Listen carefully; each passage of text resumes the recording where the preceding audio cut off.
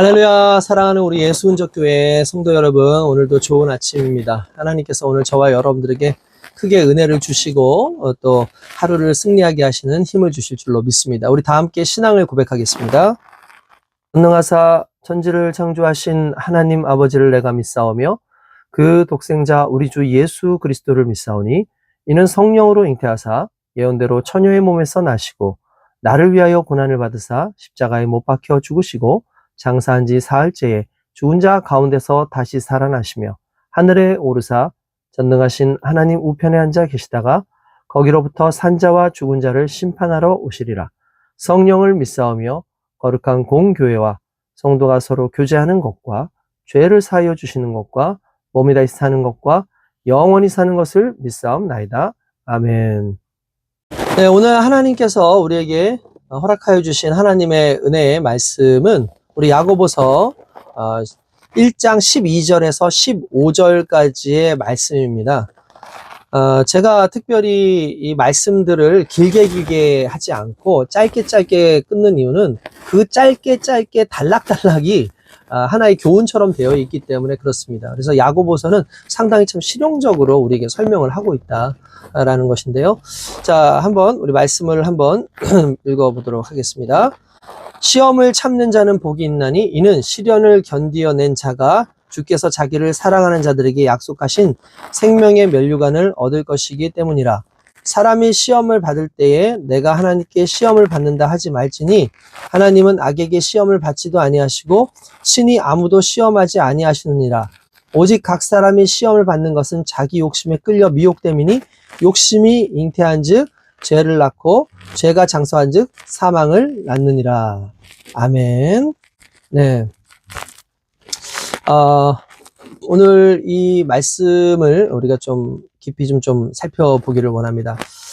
우리가 종전에 1장 2절에서 4절에서 시험이라고 하는 단어가 나옵니다. 그 시험할 때 이걸 헬라어로 페이라스모스라고 얘기해요. 페이라스모스.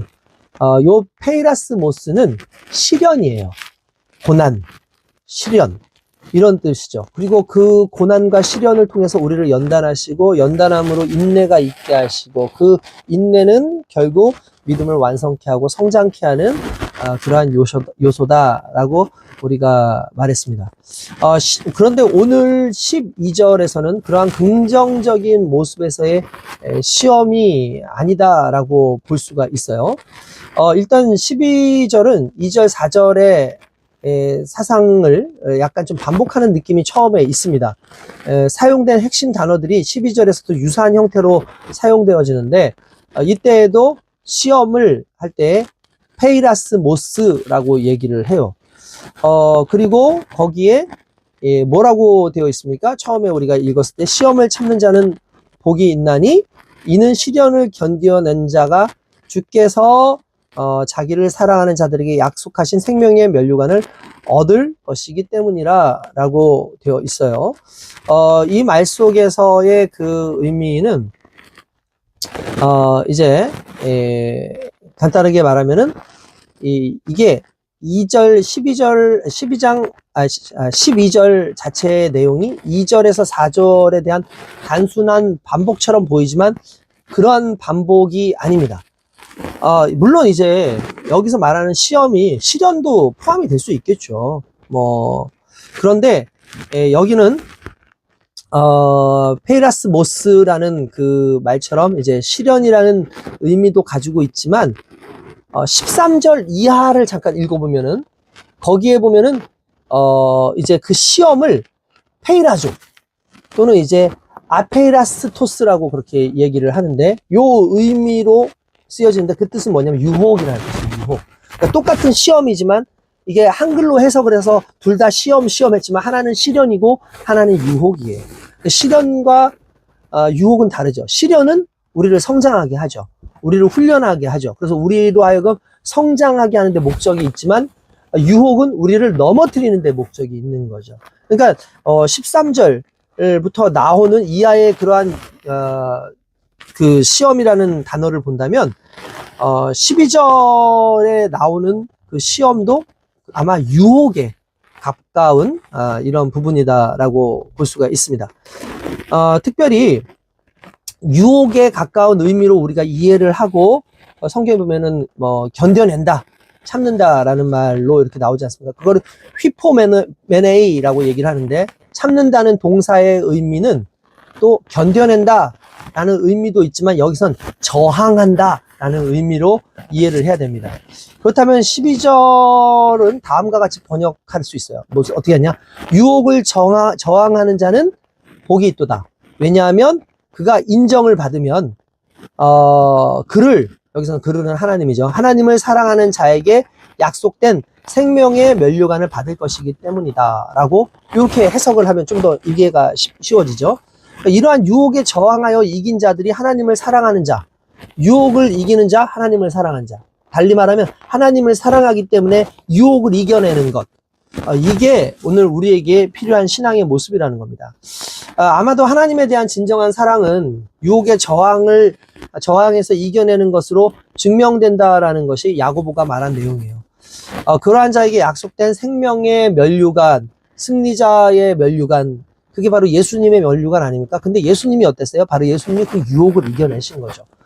마귀의 시험을 3번이나 일단 통과하시는 그 내용, 대부분 그 마귀의 내용이 뭐였어요? 유혹하는 거잖아요. 너에게 이제 너가 하나님의 아들 맞냐? 한번 좀 증명해봐라. 너 나한테 이렇게 절해봐라. 그럼 내가 세상 다 줄게. 너 여기 높은 곳에서 뛰어내려봐라. 그러면 천사가 너를 이렇게 바칠 거 아니냐? 그럼 네가 하나님의 아들이라는 걸 증명하는 거 아니야? 일종의 유혹인 거죠, 유혹. 그러니까 그러한 유혹을 이기셨죠. 그리고 가장 큰 유혹이 뭡니까?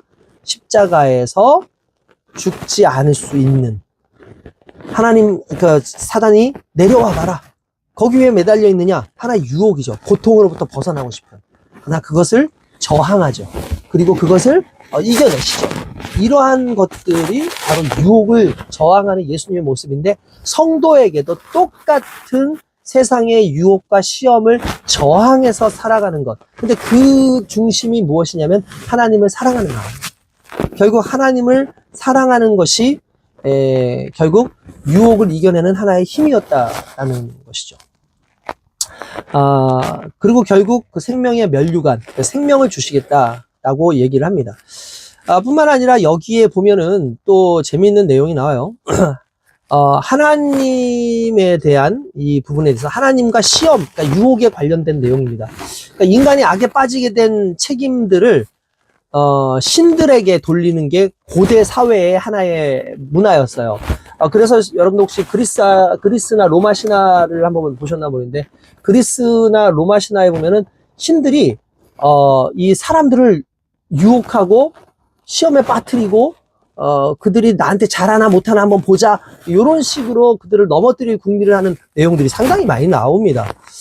그러니까 어떻게 보면 그 유혹의 책임이 누구예요? 사람들이 아니라 이 신들에게 있다라고 볼 수가 있죠. 그런데 이 야고보는 하나님은 사람이 받는 유혹에 책임이 없으시다라고 이야기를 합니다. 오히려 각 사람이 받는 유혹은 실은 그 자신의 욕심에서부터 기인된 것이다라고 설명을 하고 있는 거예요. 이게 확실해지는 거죠. 그러니까 그 당시에 어떤 유혹이나 시련이나 시험이나 이런 것들, 물론 시련 또는 우리에게 고난을 때때로 하나님께서 허락하시기는 하십니다. 근데 유혹은 하나님의 영역이 아니에요. 유혹은 오히려 사단이 하죠. 사단이 우리를 유혹을 하는데, 우리를 유혹할 때 쓰는 사단의 정략이 뭐냐면 우리의 욕심을 건드리는 거예요.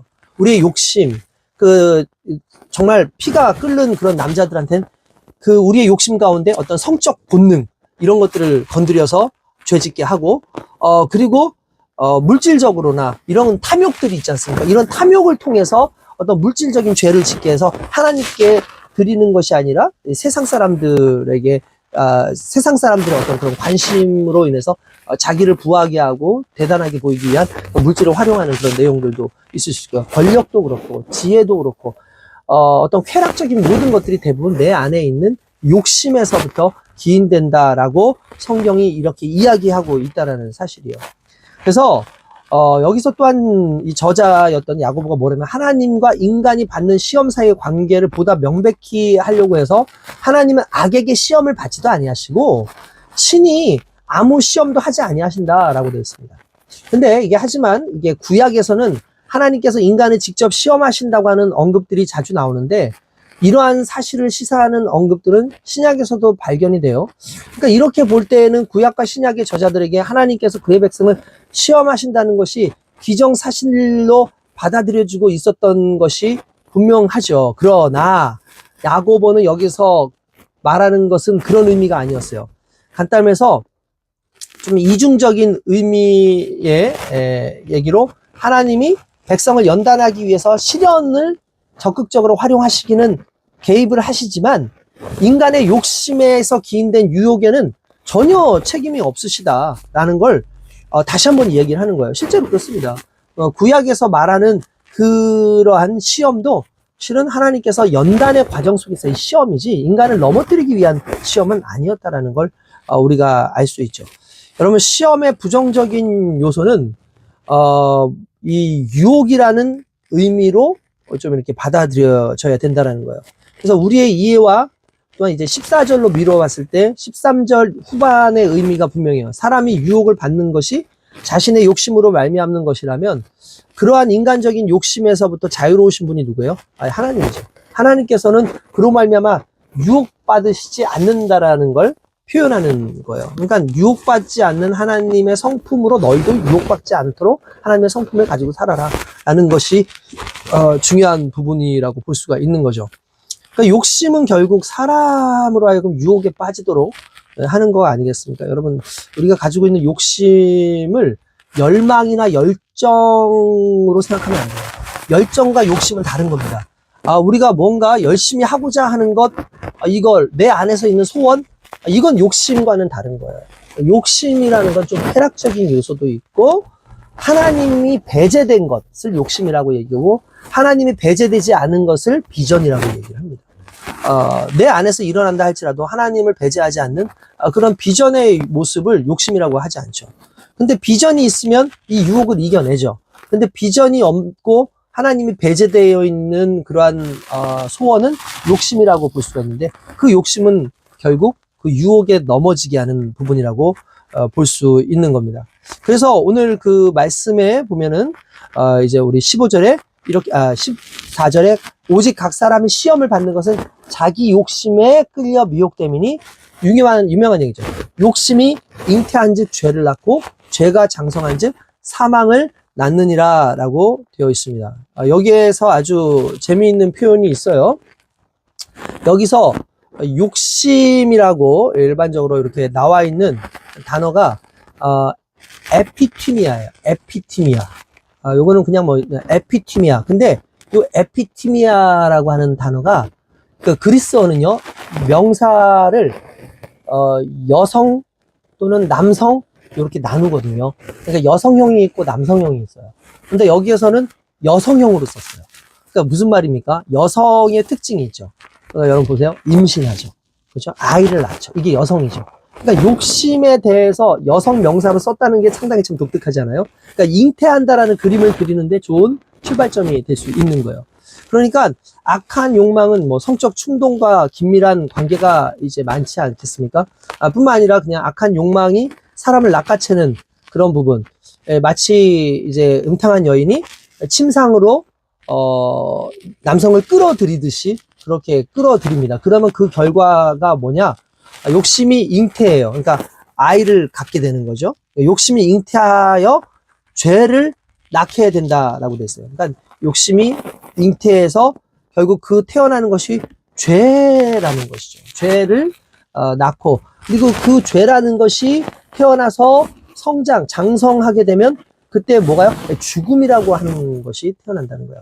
그러니까 여러분 이러한 결과는 신약의 다른 곳에도 잘 드러나고 있습니다. 로마서에서도 나오고 뭐 그렇죠. 그러니까 욕심이 죄, 사망 이렇게 사슬이 연결되어 있어요. 그러니까 이게 1장 12절에서 시험, 인내, 생명에 이렇게 사슬로 연결되어 있다면 욕심, 죄, 사망의 사슬로 이게 연결되어 있는 건 좀 대조적인 내용이라는 거죠. 그래서 저희는 오히려 우리는 시험에서 인내하고 그것을 인정받으면 생명으로 드러나는데 욕심이라는 것은 반대로 죄를 낳고 사망으로 이어진다라는 것을 봤을 때 이게 서로 상호 반대적인 그런 부분이 있다. 그러니까 우리는 유혹을 거스르고 내 욕심을 버리고 시험을 그러니까 인내함으로 하나님 앞에 생명을 얻는 존재로 살아가야 된다는 거죠. 여러분 오늘 하루도 여러분들 수많은 유혹들이 여러분들에게 올 겁니다. 물론 저에게도 올 거고요.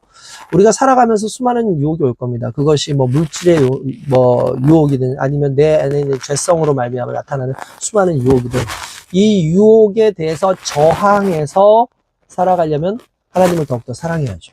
하나님의 사랑을 하고 있다라는 것을 증명하는 것이 바로 그 유혹으로부터 저항하고 결국 생명의 면류관을 얻는 것 아니겠습니까?